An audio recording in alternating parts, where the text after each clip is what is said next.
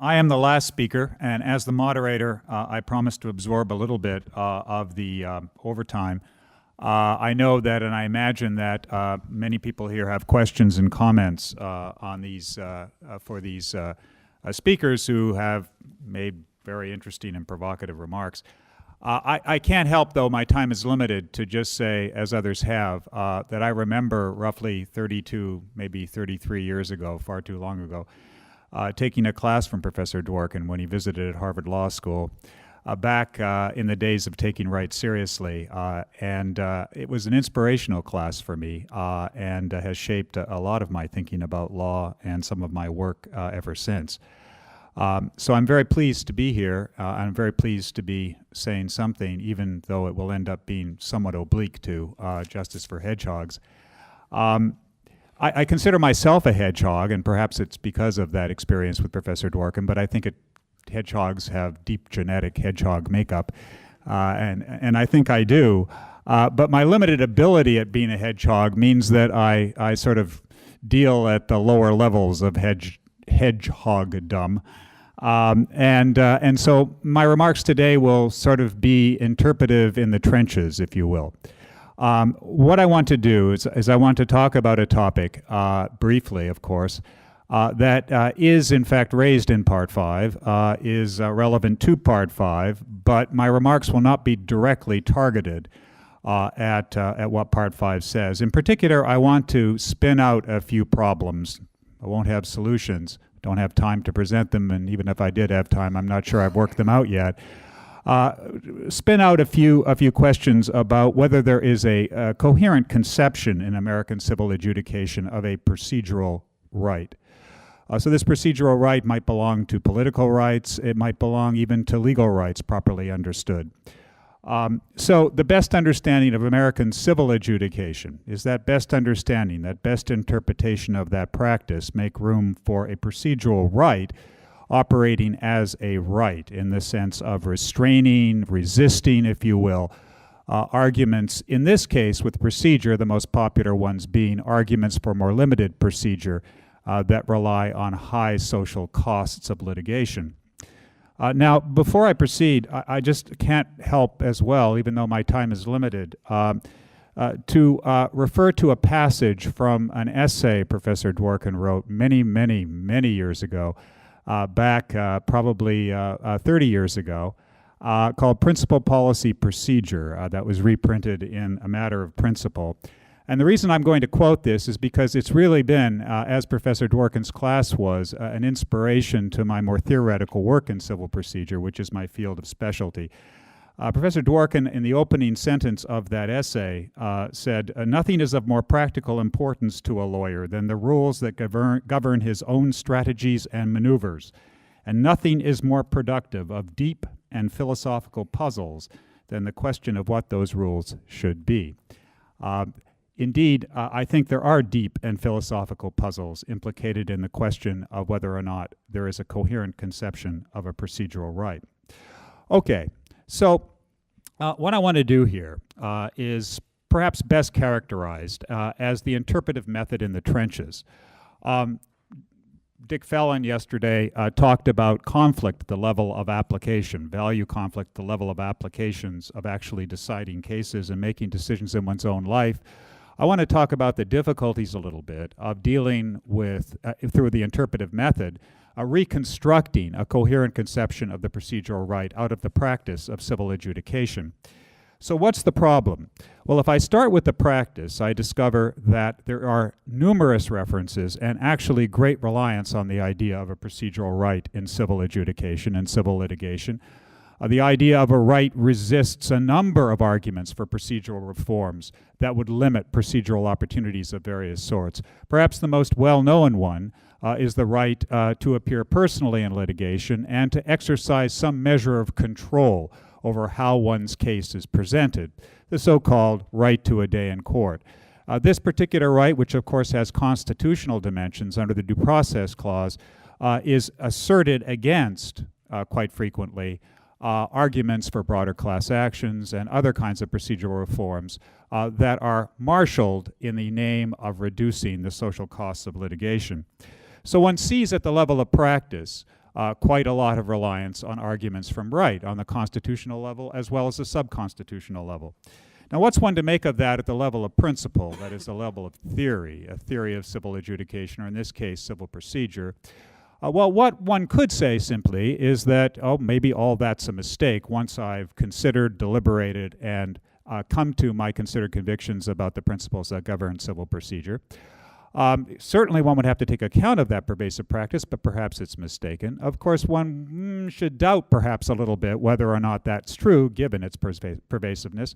But there's another reason to doubt. There's another reason to doubt that that's the right answer. The right answer is that there really aren't rights, even though people talk about them a lot. And the reason for that is it seems a little odd, and this Professor Dworkin explored in some depth in Principal Policy Procedure.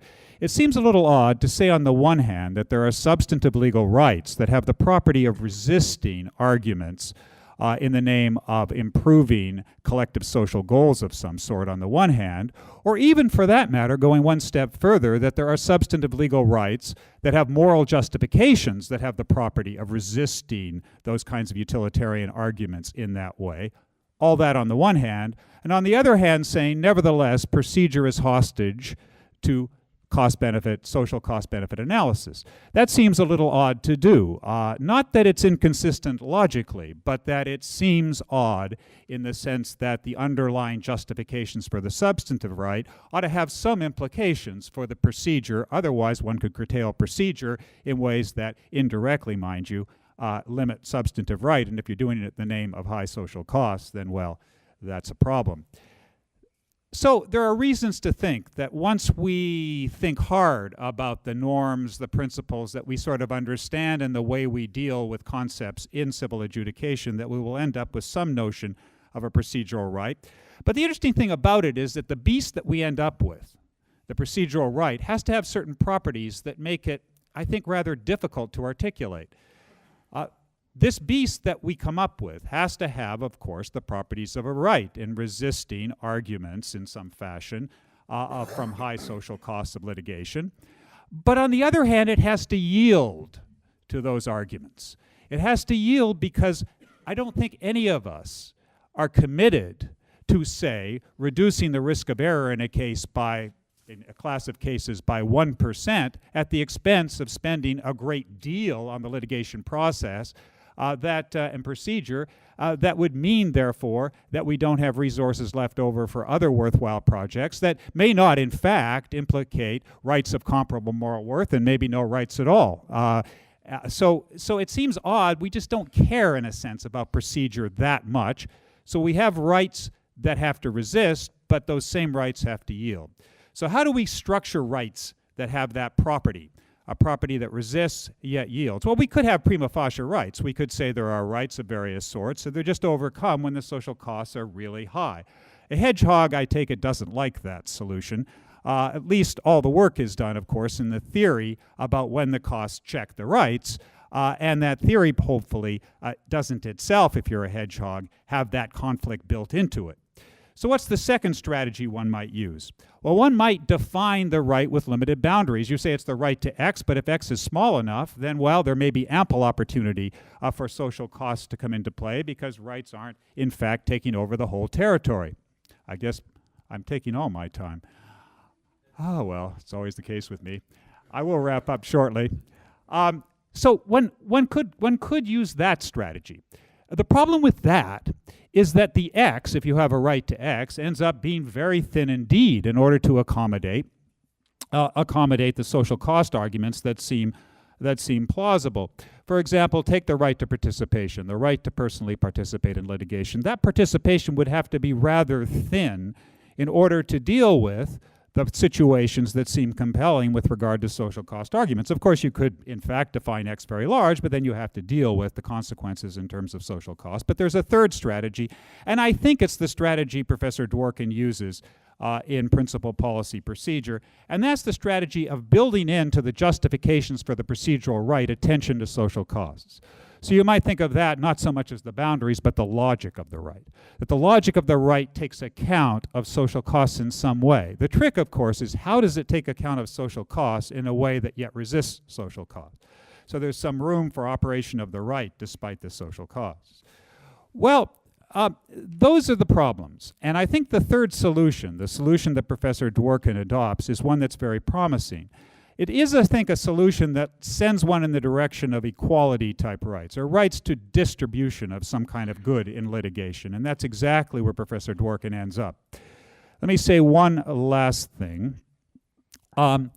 Just something about the specific argument. It's unfair for me to actually deal in a critical way, as I do in this particular paper, with the argument from Principal Policy and Procedure, given that it was 32 years ago. But I will say this. Professor Dworkin's argument in Principal Policy and Procedure relies in a very important way on the idea that an error in litigation generates moral harm, that there's an injustice when one has an erroneous outcome. I find that an intuitively appealing proposition for criminal proceedings, where there is in fact a message of moral culpability that attaches to the conviction.